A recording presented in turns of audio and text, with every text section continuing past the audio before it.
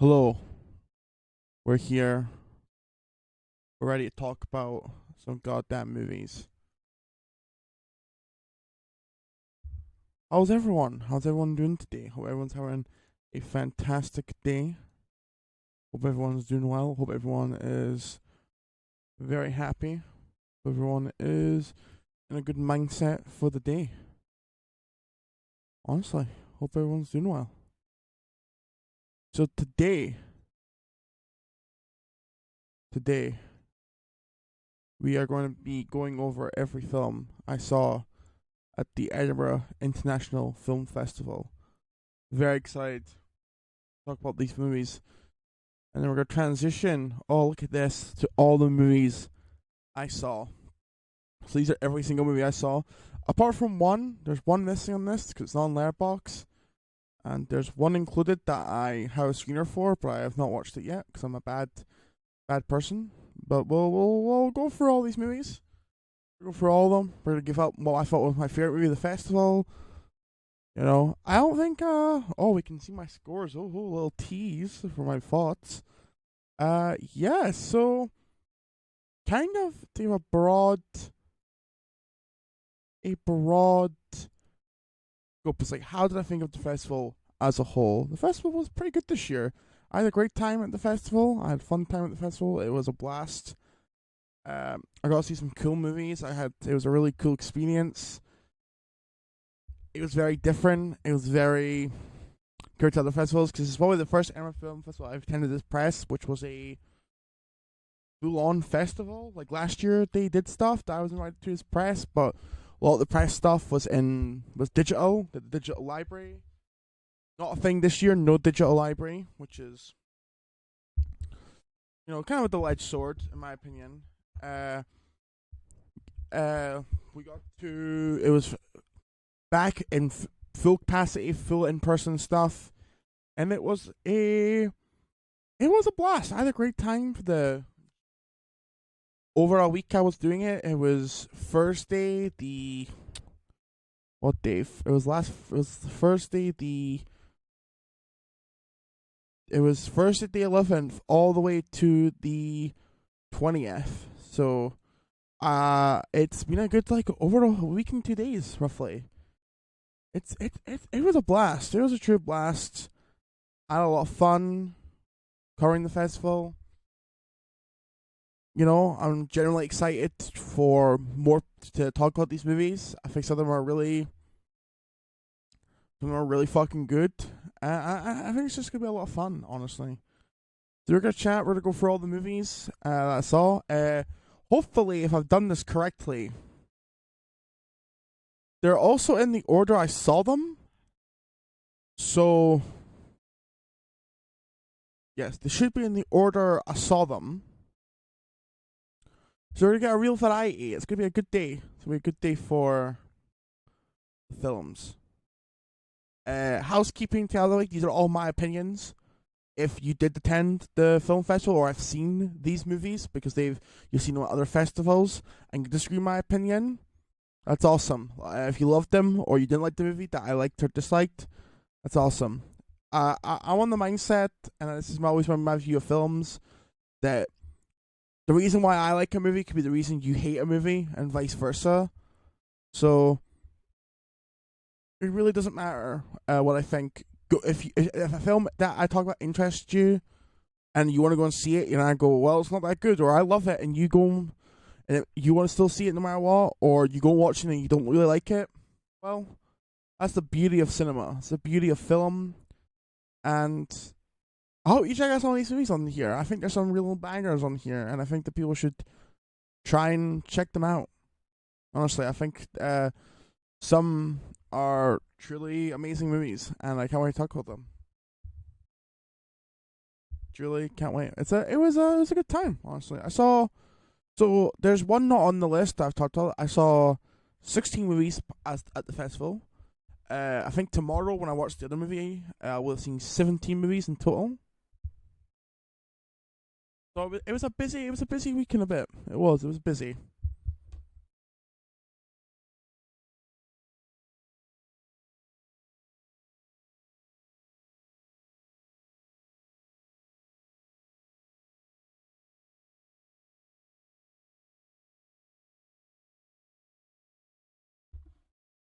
So let's get right into this, shall we? So the first film I watched, I got sent a screener for this movie. Very glad I got sent a screener because I couldn't attend the only screening that they had at the festival. Was a movie called Shadow. Let me boot up the information quickly. Open link. Cool. So, Shadow is directed by Bruce Goldwyn, and it was a very interesting movie. It has a runtime of 56 minutes. Why is it hard to find the runtime in this on the web version of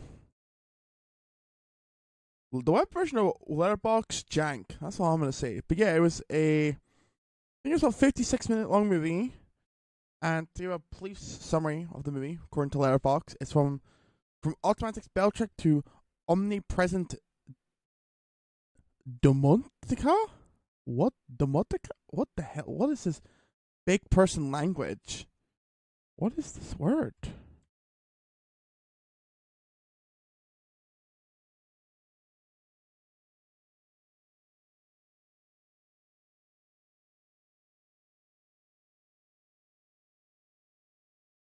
How to pronounce this word?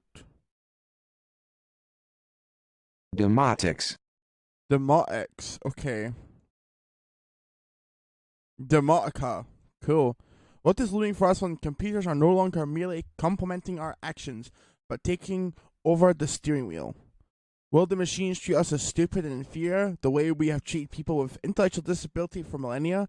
Simon Scott Sarah, a trio of neurodiverse activists, triggered the debate in the presence of a group of peers. They all attempt to take lead in the discussion. So this film is it's a weird film to talk about, because on the one hand, the messaging and what it's trying to go for is deeply powerful. It's deeply powerful messaging. It's what it's trying to say and what it's presenting is generally thought provoking. It makes you will. I know I was thinking about this movie long after about the ideas it talks about, all the themes and the ideas. But I just feel like the film is too short. It flybys all the ideas at a breakneck pace, and by the time like one idea they're discussing is over with, they're on to the next one. There's not like a break for you to think about it or to digest it. You're on to the next idea like as soon as the next one's done, and that can be a bit jarring at times, to be honest, when you're watching the movie, because it does not stop. The only time the 56 minutes fly by. It is the shortest 56 minutes I've ever experienced. It zooms by. But I just wish it was a tad longer. I think if it had more time to breathe, I think that the overall messaging would be even more impactful. But that being said, it's a good movie. I think that the acting by the three mains, which I also think is called Simon, Sarah, and Scott, they're all three of them are incredible. They're great, right? They're excellent at what they do. They convey the messages of the movie absolutely perfectly, and they do a fantastic job. They're just great in the movie. And I think that the film is actually really well shot at times. In the way its presentation and its direction is really good. It's just, I think that it needed to be longer. I believe this is adapted from a play that's probably also roughly an hour long. So,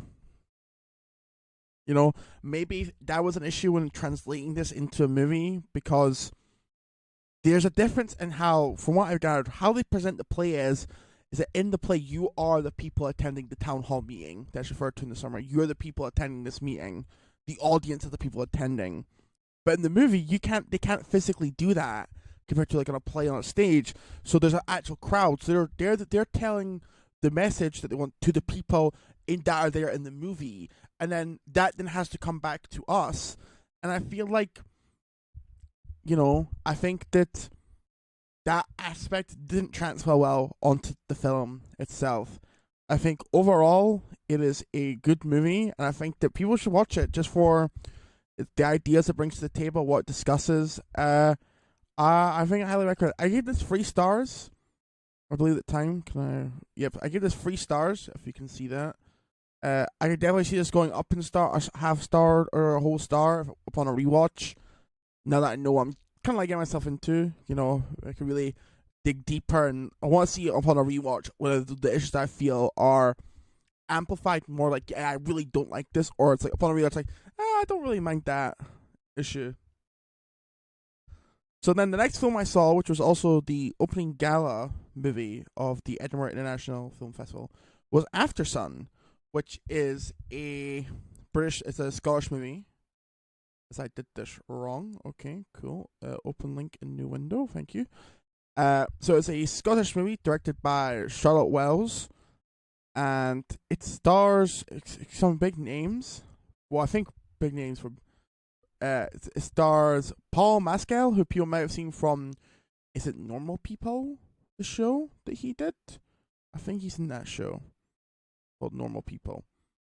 And this movie is another one that is. I had a lot of thoughts coming out of the screening, right?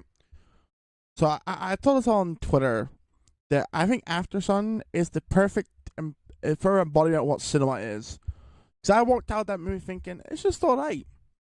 And then the rest of the day, similar to like I couldn't stop thinking about it, and I couldn't stop thinking about why certain things were done, why decisions were made, how everything connects back to its themes and ideas, and its the message of the movie, how it's well presented, how everything's so good. The main performances are absolutely stellar. The main lead of the movie should get nominated for an Oscar. He probably won't. Paul Mescal should probably get nominated for an Oscar. He probably won't because he's absolutely incredible, because he tricked the whole world to thinking that he's a Scottish person, but he's actually Irish. And to me, if you can trick me into thinking you're Scottish, then hey ho, you've done a goddamn miracle right there.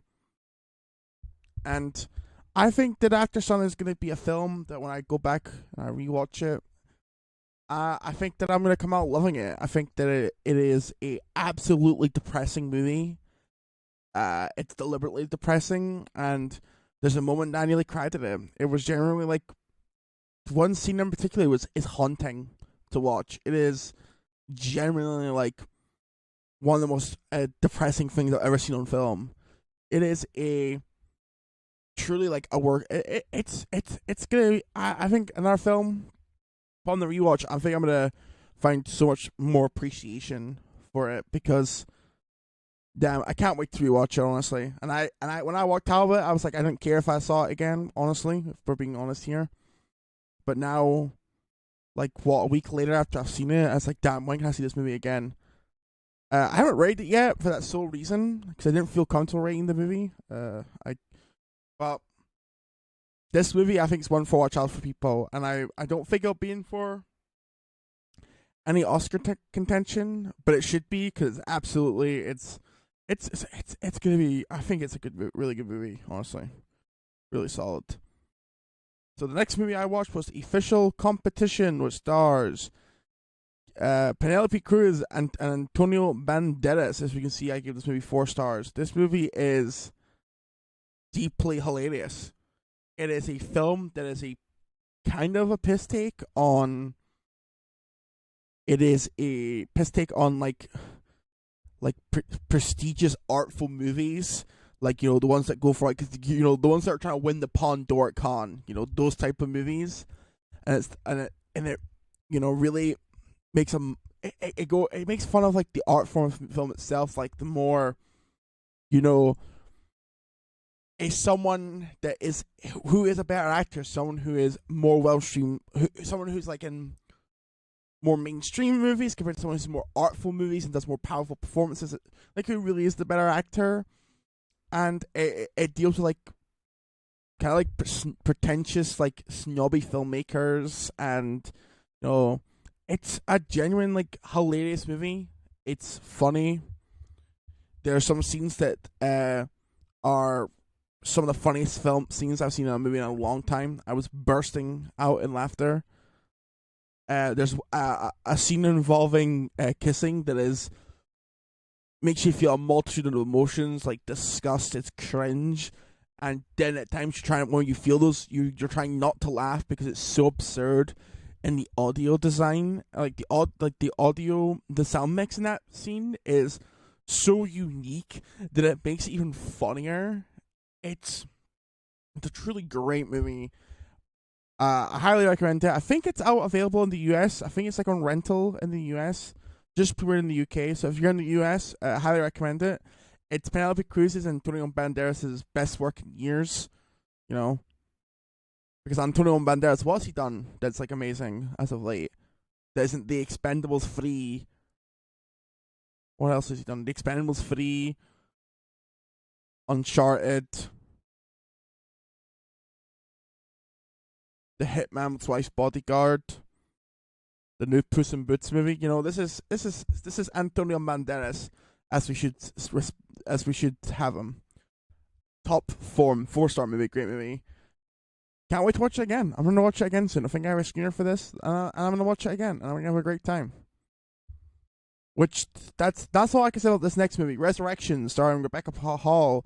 This movie sucks. It's pretty bad. I'm gonna confront and say this movie is bad, and I hate saying that because when it starts, it's really good. When this movie starts, it's really fucking good, and Rebecca Hall throughout gives an incredible performance, like a truly incredible performance.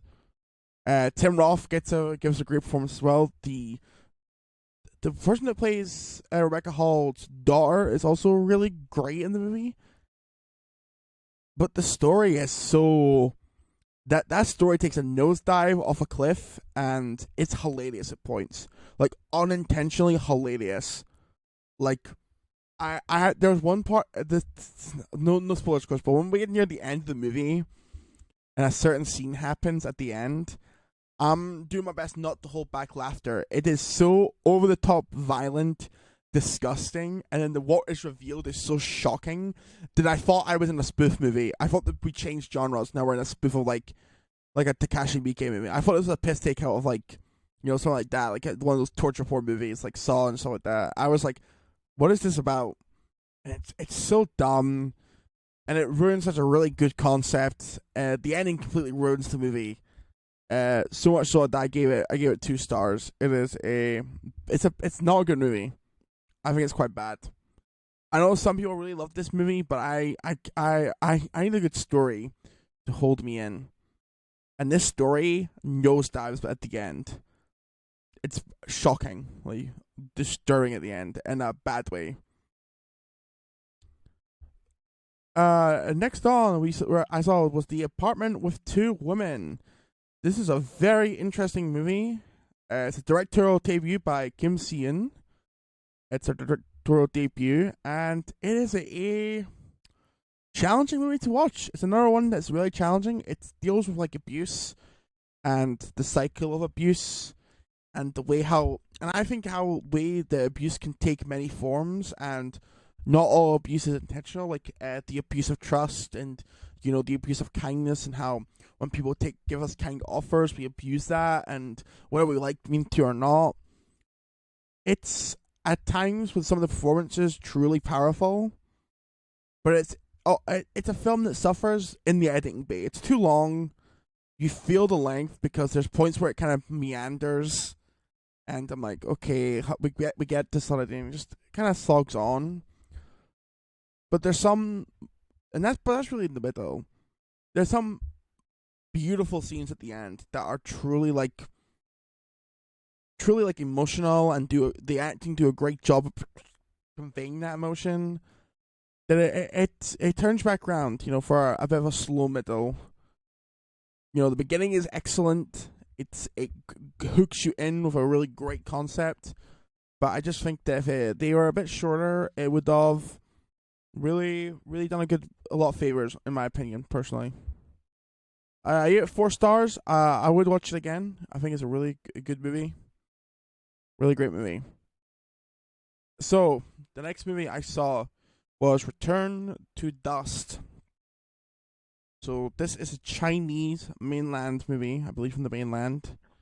Well, I think it is from the mainland because the Chinese Film Administration logo popped up, which is I believe the Chinese censor board. I could be wrong, but I believe it's the Chinese censor board. So this movie was mainland approved, so thumbs up to that. And this movie is a film that is just a bit like it's good. It's like there's nothing really to it. The performances are good. How it's shot's good. How it's like the soundtrack is non-existent. The story is alright. I just think that it's just a good movie. It's not like amazing. It's not gonna blow you away. It just does everything really good, in my opinion. It's like it's not. I think that I liked it more than others. Well, people at the screening were like getting really emotional, crying. I believe I didn't find it to be like that sort of thing because I think that the emotions that it portrays is very manipulative, to be honest. And so what happens near the end is painfully obvious from like the beginning of the movie. In my opinion, it was just waiting for something to happen. But it's a good movie. I think like it's a film that like I might lower the rating because I just was like, if I never watched it again, I would be happy. It was a good watch, but it's not one that's really stuck with me or really impacted me. And I think in ways that it's trying to. I think it's trying to be a really impactful message on the state of China and the ever-growing economy with China and how, the way that like and all that sort of thing. But it just didn't really work for me. I felt nothing really like the characters. I just didn't care all. I think I guess like 3.5 stars. Maybe give it 3. I can't remember. What did I get? I gave it 3.5 stars. I think that's fair. Honestly, like I might lower it to 3. In my opinion, I think that it's like. I think that when I came out the movie theater, I was like it was good because you're in a movie with a crowd of people. But upon reflection, it's just a movie that's like. It's just alright. I felt that it's another one of those films that I think that it felt that it was more impactful than it thinks it's more impactful than it actually is. And it could have been a lot more impactful and a lot more gripping and a lot more sad but it's just not. It just really isn't. But the next movie I saw that same day is Kung Fu Zora, which is a domestic abuse movie combined with a kung fu comedy. I'm not being ironic when I say that. That's literally what happens. It's a kung fu comedy mixed with a domestic abuse drama. So, Zora here, the main character, is beat up by her boyfriend or husband, and she decides to learn kung fu to beat the shit out of him. And it's a pretty good movie. It's really good. I think that this biggest issue is its tone. Sometimes the tone doesn't jive well. Like the really serious stuff of the kung fu comedy moments sometimes don't work. But when it's trying to be emotionally impactful, when the domestic abuse stuff happens, it is shocking and it's really well done. And when the kung fu comedy moments happen, it's genuinely funny and hilarious. Do they mix well together? No. It kind of feels like an oil and water situation, but it's still really good. The action's well handled. The references and nods to like Bruce Lee and Jackie Chan and Shaw Brothers are really well done. Like, I think that it was to be a love letter to martial art movies and also be like a really its own movie as well. And I kind of like at times respect that, and I think it's a really good movie. I think I give it 3.5 stars. It's really good. I think that it's just a fun movie, and for it's like an hour and 40 minutes, it's a good watch. It's a really good watch. A really good, solid movie. Next up, I saw Goodbye Donglese, and this is, spoiler alert, the best movie I saw at the entire film festival. It's absolutely fantastic. It is One of the best animated movies of the year. It's beautifully animated. It's stunning. Its story and its characters are so heartwarming and so genuine and so well written and so multidimensional. The overall story and the coming of age drama elements work so well. It's very emotional, and the journey that you're taking on is spellbinding, and the visuals are. I've probably said the visuals are incredible, but like some visuals near the end are absolutely picturesque. They're stunning, and I truly love this movie. I think it's definitely the best movie of the festival. It is truly great. I think that a lot of people should see this. I don't know who's gonna pick up in the US. Maybe G Kids or something like that, or 4Kids or something like that. Maybe Crunchyroll might get the rights to it. I don't know. But if you want to see like a coming of age movie with 3 teenage boys that is both hilarious and personal and stunningly told, then Goodbye Dong-Lee's is the movie. It is a great fucking movie. And it's the best movie of the festival. I give it 4.5 stars. It is nothing short of amazing. Truly love this movie. And what gave it kind of like second place for the best movie of the festival is The Narrow Road. It is the first bit of COVID art that has really worked for me. Because like we had to film like Kimmy, but Kimmy isn't really about the pandemic. When you think about it, Steven Soderbergh's Kimmy, it is a movie that just takes place during the pandemic, sort of thing. And it's not really a movie about the pandemic. The Narrow Road is a movie about characters living during the pandemic in Hong Kong when the country is going through a massive recession, and everything's expensive and hard to find, and it is genuinely at times it's just an amazing movie.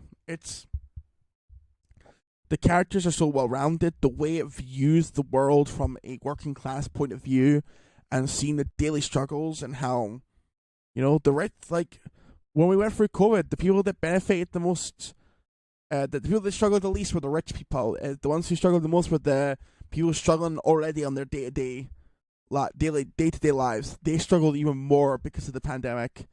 And I think that The Narrow Road does a fantastic job of conveying that, and it is just a really great movie. It's got some great action. No, it's got some great acting. The 2 main leads are absolutely incredible. I think that the cinematography is a beautiful looking movie. Direction is very strong. It's just an amazing movie. It had its world premiere at Edinburgh.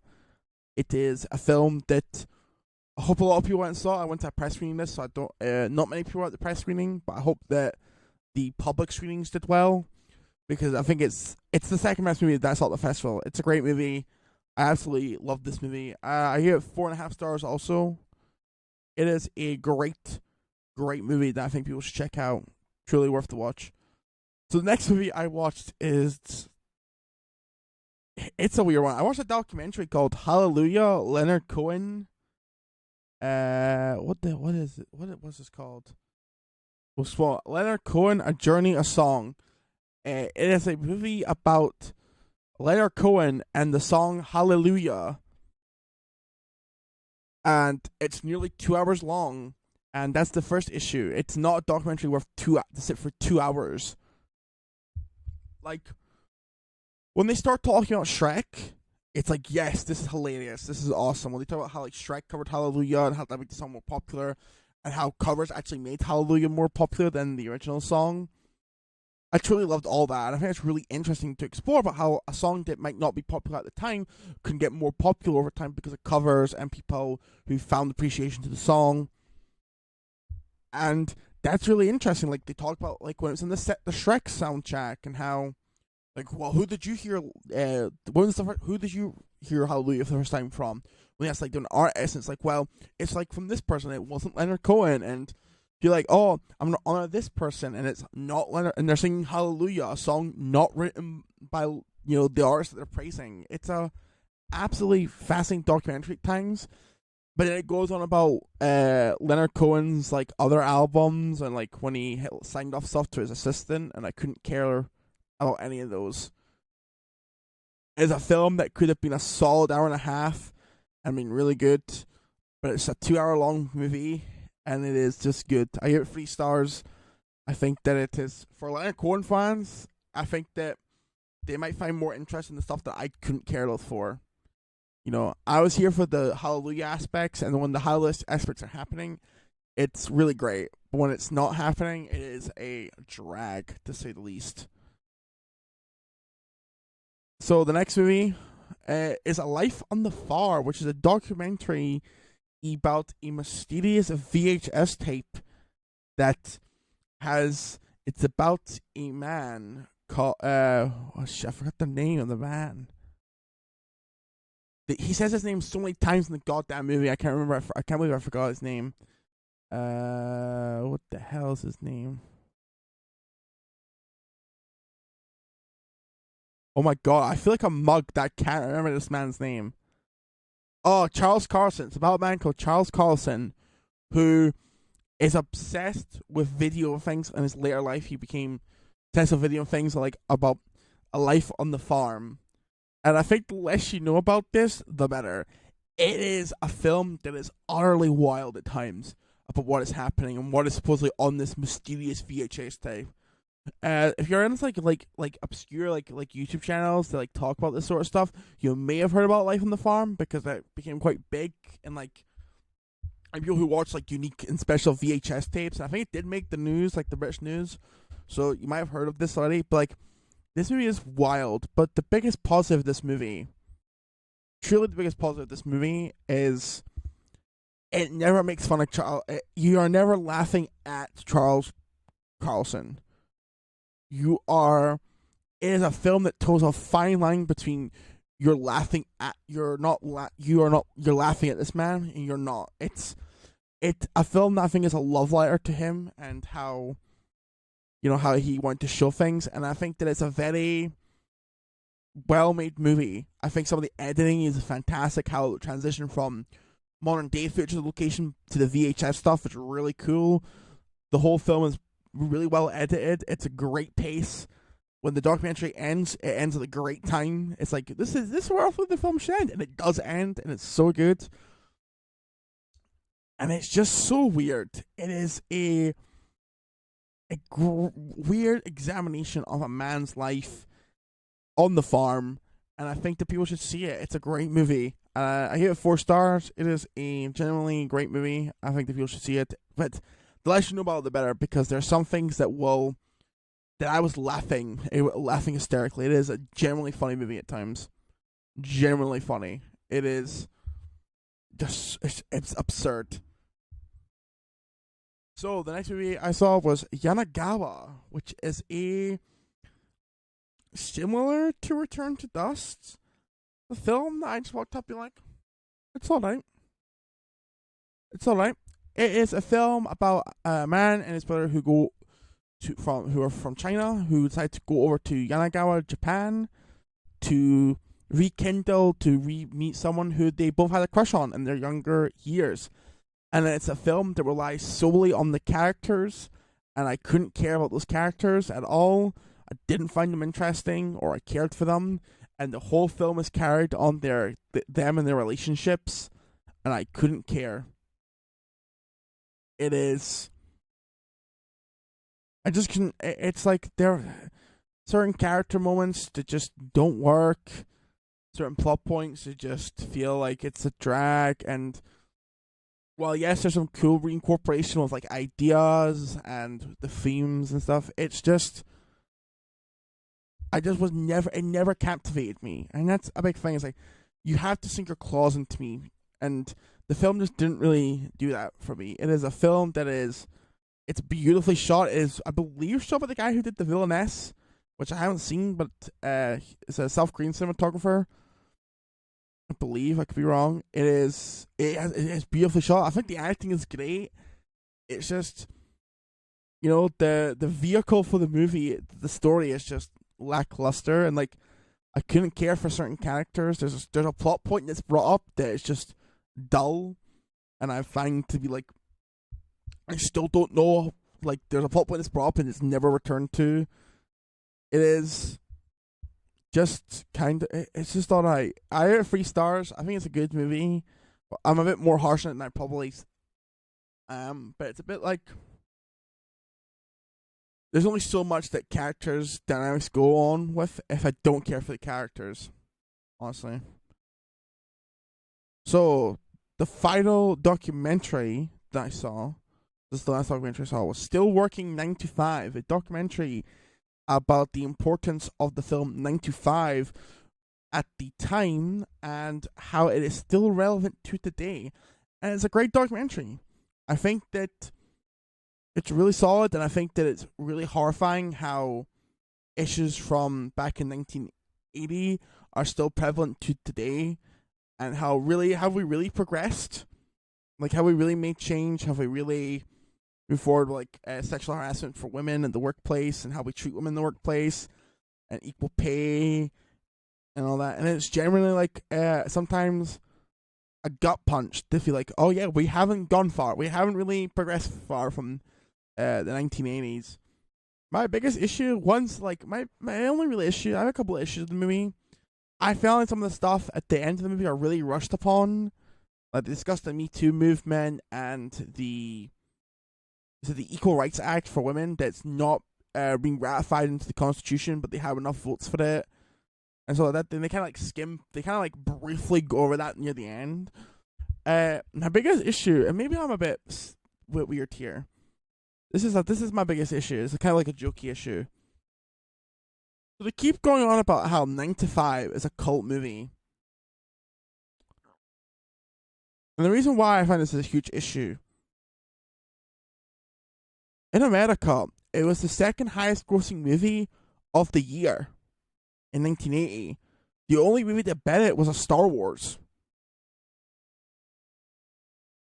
It had a TV show spin-off because it was so successful. How are you a cult movie? You made $100 million at the box office in 1980. That isn't like the day when $100 million is not a lot of money, right? We can all agree, $100 million back then, not a lot of money, right? $100 million like for a big budget movie nowadays, might not be a lot of money. You know, they won like a couple $100 million. This movie made $100 million, and the only movie that bet at the box office was Star Wars: The Empire Strikes Back. You're not a cult movie. It's so funny how they keep calling this movie a cult classic, and I'm like, you're not a cult classic. You're just a pop. You're not. You're just not. You're the second highest gross movie of all time. You're just not a cult classic. You're not. Still a great documentary though. 4 stars. 4-star movie. It's a great movie. So, my last film that I was meant to see in person at the festival, which I didn't get to see, thank you, Lillian Buses, thank you, was Special Delivery. I want to send a shout out to Signature Entertainment, the distributors of this movie, who sent me out a screener for it, and I'm glad it did because the movie's great. It is a great South Korean action movie starring So-Dam Park. I think that's how you pronounce her name, So-Dam Park. She was in Parasite. She was the Park So-Dam, or So-Dam Park. I think it's So-Dam Park when you pronounce it, when it's in English, because I think in South Korea, and same with Japan, you say last names first, then the first name. So I think it's So-Dam Park or it's Park So-Dam. I could be wrong. I'll Google that. I want to Google that right now.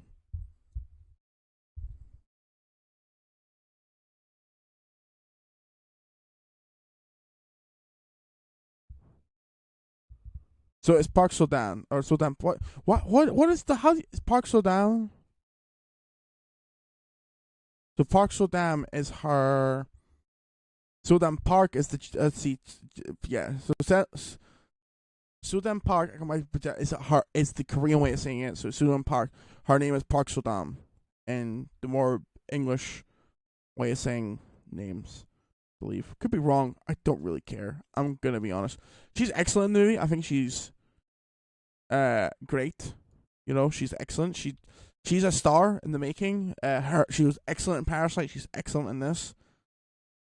the little kid actor is really good. I find little children in movies to be really fucking annoying. I'm gonna be honest. Kids in movies can be really annoying. And the kid in this movie is pretty solid. Pretty solid movie. Pretty solid movie. Yeah, pretty solid child performance.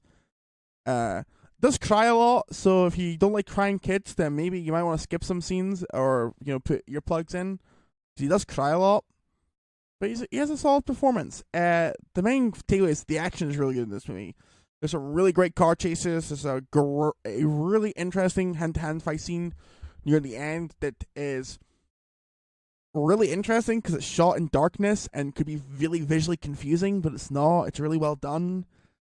The story is great. The humor, like South Korean movies, if you watch a lot of South Korean movies, even when they're very serious and straight movies, they still have like a sense of humor to them. I think like an obvious example is Parasite with the peach scene, and there's a little bit of humor in that. But when you really think about it, the peach scene in Parasite is fucked up, and it's like seriously dramatic. But the way they play that is like so funny and so excellent, and that they. And if you watch a lot of other South Korean movies, you'll find that they always find comedy and stuff that is, even in things that aren't really meant to be funny. They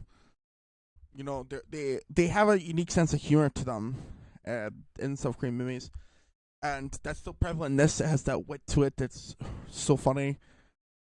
But yeah, Park Seo-dam is excellent in the movie. She's been a massive star by now. Like, this and Parasite proved that she's a star to be making. Hope she does more action movies. Really do. And yeah, there's not really much to say. I think people should go and see it. I don't know when it's going to be available in other countries around the world. I believe in the UK it's going to be out August 22nd on digital platforms. I should just check the email that I got sent. That would be professional of me. Should just check what they said in their email that they sent me. Yes,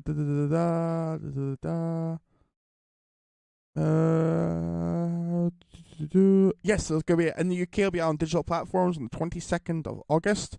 So in 2 days, it's gonna be out on digital platforms. It's a great movie. It is generally a great movie. I give it 4 stars. I think that everyone should see it if you can. It is an interesting movie. It's a great movie. And the last film that I saw that's on this list is The Score. Don't really have much to say about this movie. It's kind of bad. It's a musical of Will Poulter and the girl from Star Wars Episode 9 that everyone thought was going to be Lando's daughter, the one on the planet where on the moon of Endor. Is that where the destroyed Death Star is? Is it in the moon of Endor? I don't know Star Wars very well, and Episode 9, because that movie sucks. I can't remember that movie a lot. Yeah, it's got her in it. It's a crime drama musical, and I find some of the musical numbers to be pretty good. All the acting is great. Will Poulter is a great actor. He's always a great actor. And even the girl from Star Wars is pretty good. The story just sucks. The story is just very boring. It is not catty its runtime at all. It's a one location movie in air quotes because there is more than one location, but it's basically a one location movie, and it feels dragged out. It's like, okay, like, but it does pick up at the end. The ending is really good. The ending is really solid, but it doesn't save for like the almost like an hour and like 15 minutes you have to sit through to get to like a good ending. Like, it's really not worth it. You might want to listen to some of the soundtrack on Spotify, but I don't know if it's on Spotify yet. It's because like Will Poulter singing is pretty good, but I also felt some of the dubbing was pretty bad because like this might sound weird, but the way they moved their lips when they sung did not feel like it felt like they were moving them enough for how high they were, like how loudly they were singing. It looked like they just talked, and there's a way like when people sing, like you can tell when someone's singing when they're talking because of how their mouth articulates and how they, everything like that. But when you watch this, you're just like, at certain points, you're you just like talk this on set because like you're way louder like singing than you are in terms of how your lip movements are. Like they feel like really weird, like visually to me. Like, and that could be a me thing, but I just didn't. It was weird. It's like you're meant to be singing, but it looks like you're just talking. I don't know. It is. I think it was my least favorite movie at the festival. Think it might be my least favorite movie at the festival. Like at least Resurrection has has a dumb ending, but like that's so absurd and violent and like I don't know. That ending for Resurrection, oh my god, I wish I could talk about it. That ending is so stupid. It's like ugh. Yeah, I don't. Yeah, I think it was worse than Resurrection, but yeah. The score I gave 2 stars. It's pretty bad. If you want to see Will Poulter sing, maybe find the songs on YouTube. Who knows? But yeah, that's everything that I saw at the festival. There's one on this list I did see called The Sacred Family. It was a documentary, and I don't really want much to say about it because like it's such a meh movie. It's like 2.5 star movie. It's quite an artificial feeling documentary because there's a bunch of drone shots in it, and it feels like they shot things multiple times for the documentary, like the car pulling out and stuff. And it's like, and the ending is just bizarre. And I thought I was having a fever dream in the cinema when the ending happened because it was so out of left field and stupid that I thought I might have a stroke. I was so confused what was happening. But yeah, it's not on Letterboxd, I believe, so it's not on the list. And I haven't seen A Clever Woman. We'll watch that tomorrow probably. So, you want to hear my thoughts on A Clever Woman? Follow me on Twitter because I'll probably tweet about it when I watch it. But yeah, pretty solid selection of movies. Goodbye Dong-Lees and The Narrow Road were my top 2 movies of the festival. If I had to give like the must-see like award, like the best film in the festival, the best film at the festival was Goodbye Dong-Lees. It is an amazing movie, like I said. Anyone's checked it out when it comes out. It's great. Then The Narrow Road. But because that's a Hong Kong movie, I have no idea when that will become available, honestly. I don't know what how Hong Kong movies are released, especially with China. I don't know. I believe they're considered to be separate, so maybe it could get a bigger release. But I don't really know. It's very confusing, to be honest.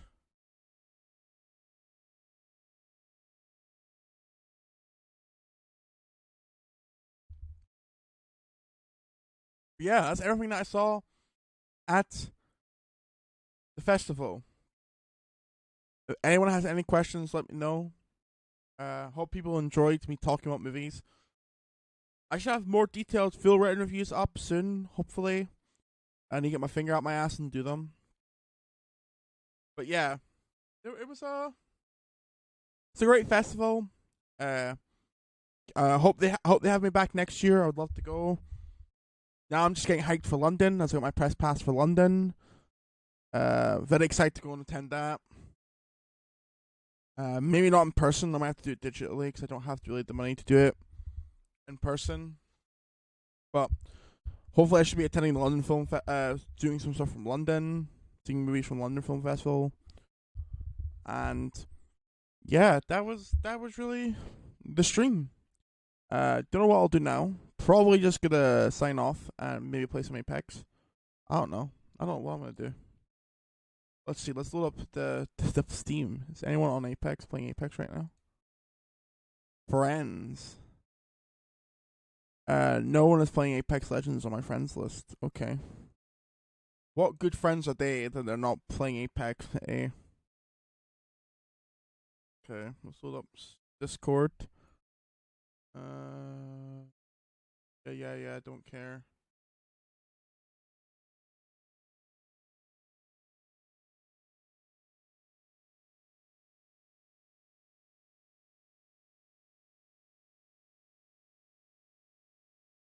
Yeah. So yeah, I'm probably just gonna raid someone. Let me check. Let's see who's live on Twitch right now. We'll raid someone. I hope people enjoyed me talk about these movies. Something a bit different.